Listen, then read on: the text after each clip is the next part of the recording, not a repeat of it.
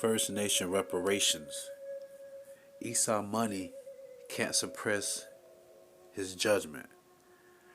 I want to give all the honor, glory, and praises to YAHAWASHI, YAHAWASHI, QADASH. Double honors to my elders at Great Millstone, taught me the truth through the Spirit. Seeking honors to the elect. Peace and blessings to the 1/3. And peace and blessing be to the confusion of faces in the four corners of the earth. Shalom. An article from RT. Canada agrees to historic reparations for 200,000 indigenous children. And this is the known nature of Esau Edom. Like decades ago, they could have committed an atrocious act, and then they'll apologize for it, and all they want to do is throw money at it, at everything. You know, your son could, Jake, Israelite son, could be shot down in the street by a cop, and he could have been unarmed, or we'll just throw some money at it. You know, we take your land from you, we put you on reservation, we throw some money at you, we give you a casino. That's what they do. And when they're talking about the indigenous people, that's talking about Israelites who would have been Gadites or Reubenites, who in circular history would be known as Native Americans, right? So going into the article a little bit more, it says billions of dollars will be paid in compensation to the victims of discriminatory First Nations child welfare system. It says the Canadian government has reached a milestone, $31 billion settlement to compensate indigenous children and families harmed by the discriminatory underfunding of the child welfare system on First Nations reservation. But see, this is not gonna help heal the people.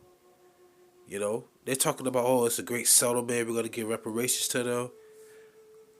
You destroyed them. You took everything from them. You know, you oppressed our people. Matter of fact, let me go to a screenshot that I have, because it was also known as the 60 scoop. Okay. Let me go back. Stolen children, stolen identities, 60 scoop. So people wonder, what is the 60 scoop? All right. The 60 scoop explained.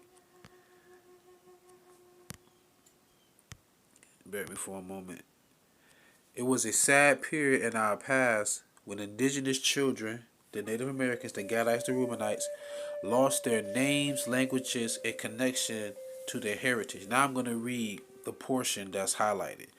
The 60 Scoop is the catch-all name for a series of policies enacted by provincial child welfare authorities starting in the mid-1950s, which saw thousands of indigenous children taken from their homes and families, placed in foster homes, and eventually adopted out to white, which would be Edomite, families from across Canada and the United States. These children lost their names, their languages, and a connection to their heritage. Sadly, many were also abused and made to feel ashamed of who they were. Now, in Canada, you have what? The French Canadians. And America, United States, I should say, I'm sorry. United States, you have the Englishmen that settled here. And then when you think about the Spanish-speaking tribes, that would be the Spaniards. Notice, I mentioned France, England, and Spaniard men. They all would be depicted as Caucasian men, Edomites. When it says in Jeremiah 50:33 that Judah and Israel was oppressed together, that's when the southern and northern kingdom was oppressed together via the transatlantic slave trade. Last time we was oppressed together was the time before 722 BC, when King Shalmaneser took the northern kingdom to the other side of the world, which is known as today North America, Central America, South America, and the Caribbean islands, and the islands over there. Okay, the entire Western Hemisphere. So going into the scriptures, let's get that.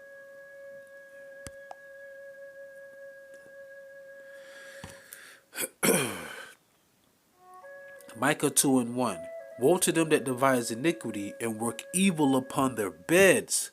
When the morning is light, they practice it because it is in the power of their hands. Notice when I was reading this article over here, it said that they broke policies. They broke policies. And they covet fields and take them by violence, and houses and take them away.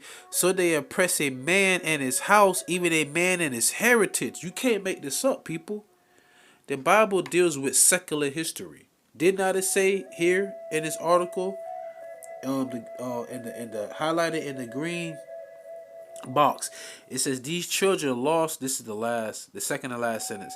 These children lost their names, their languages, and a connection to their heritage.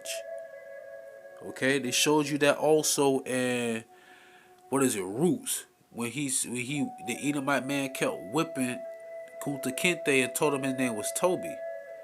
Okay, rather than speaking in his native tongue, now he's speaking in a foreign tongue, which we are today. Verse 3, therefore thus saith the Lord, behold, against this family do I devise an evil, which ye shall not remove your necks, neither shall ye go haughtily, for this time is evil. There's going to be an evil time coming to you, Esau. And your money, the reparations, that money ain't going to save you. That money is not going to save you. Let's get that. This is go to Proverbs 11:4. Riches profit not in the day of wrath, but righteousness delivereth from death. So the riches, all the money you got off of the transatlantic slave trade, off of the free labor of centuries of our people, that money ain't gonna save you in the day of wrath. And then James 5:1, it says what? Go ye now and howl ye rich man, because your money is cankerous, tainted. Because your money was gotten by ill gain. See, we're going to be redeemed by our power. But YAHAWASHI. Bear with me for a moment.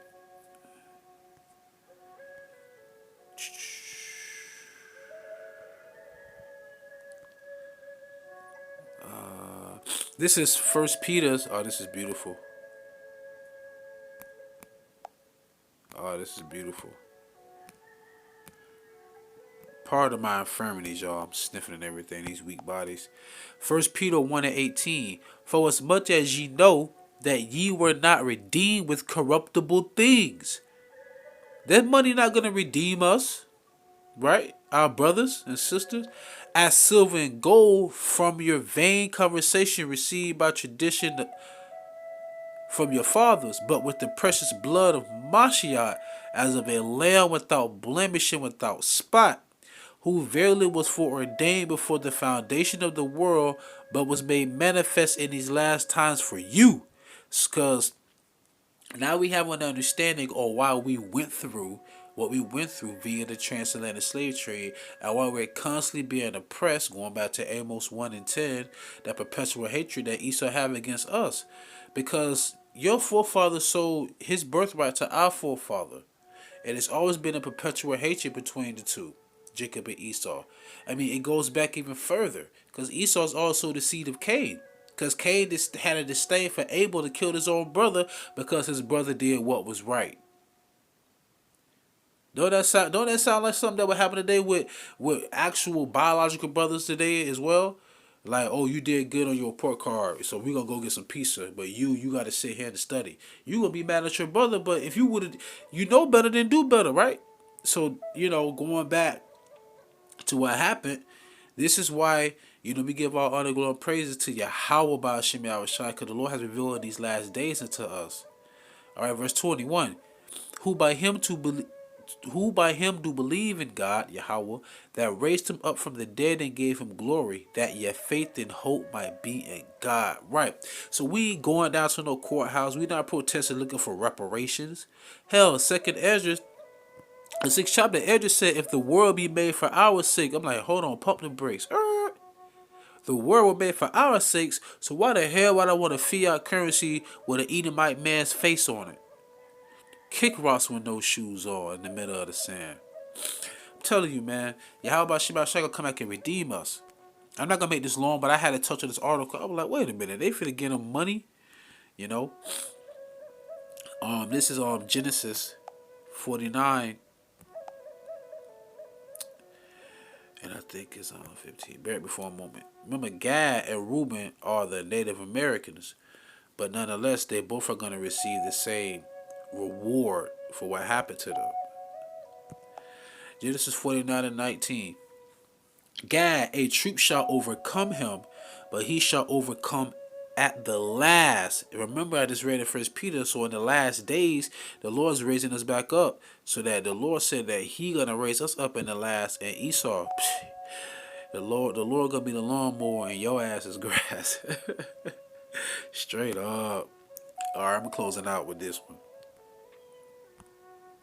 Pardon the congestion. Revelation 13 and 9. If any man have an ear, let him hear. He that leadeth into captivity shall go into captivity. He that killeth with the sword must be killed with the sword. Here is the patience and the faith of the saints. And your reparations ain't got nothing to do with that.